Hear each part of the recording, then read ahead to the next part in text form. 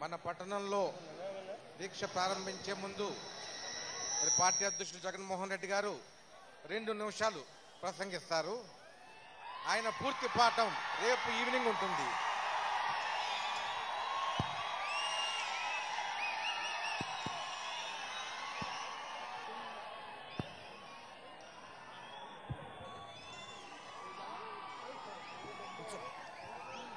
వేల సంఖ్యలో కష్టం అనిపించినా కూడా పనులన్నీ విడిచిపెట్టుకుని దూరాన్ని సైతం ఎండల్ని సైతం లెక్క చేయకుండా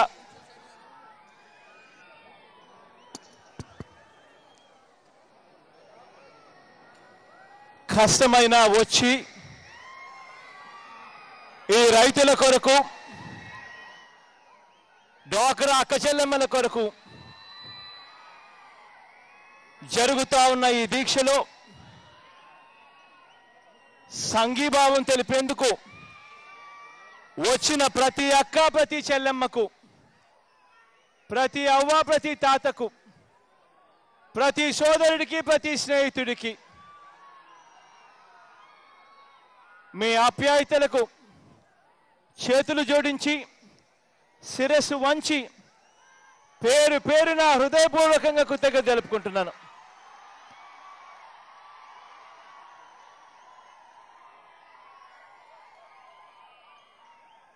ఎలాగూ రేపు సాయంత్రం ముగింపు సమయంలో సుదీర్ఘంగా ఉపన్యాసం చేస్తున్నాను. ఇవాళ ఇక్కడ ఈ నిరాహార దీక్షకు ఇవాళ చేపట్టడానికి గల ప్రధానమైన కారణం ఏమిటో అందరికీ కూడా తెలిసిందే.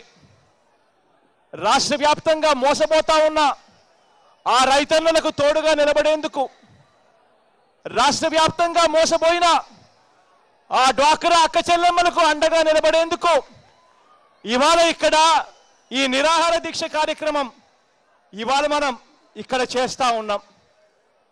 ఈ నిరాహార దీక్ష ఇంతకుముందు మండల కేంద్రాలు ముట్టడి చేశాం, ఆ తర్వాత జిల్లా కేంద్రాలు ముట్టడి చేశాం.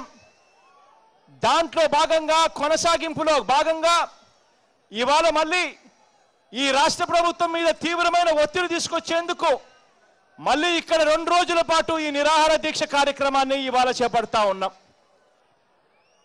ఈ కార్యక్రమంలో భాగంగా డ్వాక్రా అక్క చెల్లెమ్మలు పడతా ఉన్న బాధల గురించి, ఆ డ్వాక్రా అక్క చెల్లెమ్మలు మైకులు తీసుకొని రాష్ట్ర వ్యాప్తంగా జరుగుతా ఉన్న అన్యాయం గురించి చెప్పాలి.